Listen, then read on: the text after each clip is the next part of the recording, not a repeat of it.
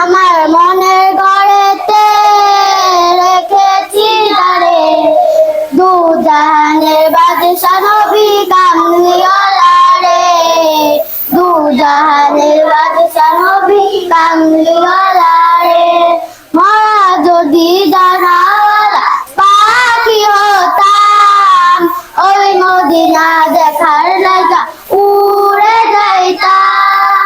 মরা যদি জানাওয়ালা পাখি হতাম, ওই মদিনা দেখার লাগা উড়ে যাইতাম। আদি পিতা আদম যখন মুসিবতে পড়ে, মদের নবীর উসিলাতে আল্লাহ কবুল করে। সাফাতের